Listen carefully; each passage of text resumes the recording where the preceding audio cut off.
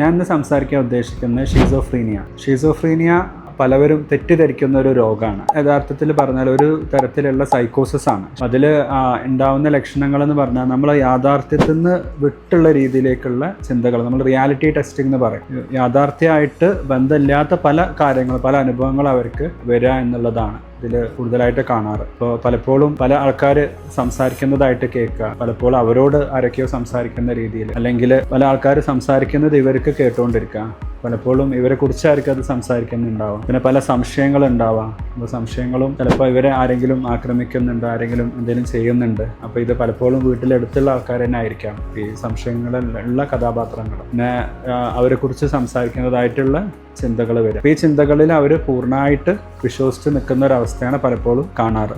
അതിൻ്റെ കൂടെ തന്നെ പല വ്യത്യാസങ്ങൾ അവർ സംസാരത്തിലും പെരുമാറ്റത്തിലും പല മാറ്റങ്ങൾ നമ്മൾ കണ്ടു തുടങ്ങും. ഇത് പലപ്പോഴും നമ്മൾ ചെറിയ പ്രായത്തിൽ തന്നെ കാണുന്നൊരു അസുഖമാണ്, ചെറിയ പ്രായത്തിൽ തുടങ്ങുന്ന ഒരു അസുഖമാണ്. ഈ പെരുമാറ്റത്തിൽ പലപ്പോഴും നമുക്ക് ഇവരെ ഒറ്റപ്പെട്ട് റൂമിലിരിക്കുക, ഇരുട്ടുമുറിയിലിരിക്കുക, അല്ലെങ്കിൽ ഒറ്റക്ക് സംസാരിച്ചുകൊണ്ടിരിക്കുക, ആ രീതിയിലുള്ള മാറ്റങ്ങൾ, സമൂഹത്തിൽ നിന്നും എല്ലാത്തുനിന്നും വിട്ടുമാറി നിൽക്കുക, ഈ രീതിയിലാണ് പലപ്പോഴും കാണാറ്. ഈ ഒരു രോഗം നമ്മൾ എത്രയും നേരത്തെ ചികിത്സിക്കുന്നു അത്രയും നമുക്ക് മാറ്റങ്ങൾ ഉണ്ടാക്കാൻ സാധിക്കും. അപ്പോൾ പലപ്പോഴും ഈ രോഗം നിലനിന്ന് പോകാനുള്ള കാരണം ചികിത്സ വൈകുന്നതാണ്. ഇതിൻ്റെ ലക്ഷണങ്ങൾ കണ്ടു തുടങ്ങിക്കഴിഞ്ഞാൽ എത്രയും വേഗം നമ്മൾ അതിൻ്റെ ഒരു ട്രീറ്റ്മെൻറ്റ് തുടങ്ങിക്കഴിഞ്ഞാൽ അവരെ പല ആൾക്കാരെയും നമുക്ക് നോർമൽ ജീവിതത്തിലോട്ട് എത്തിക്കാൻ സാധിക്കുന്നതാണ്. അതേസമയം ചികിത്സിച്ചിട്ടില്ല എന്നുണ്ടെങ്കിൽ ഇത് വർഷങ്ങളോളം നിലനിൽക്കുന്ന, നമ്മൾ BP ഷുഗർ പോലെ വർഷങ്ങളോളം നിലനിൽക്കുന്ന ഒരു അസുഖമാണ്.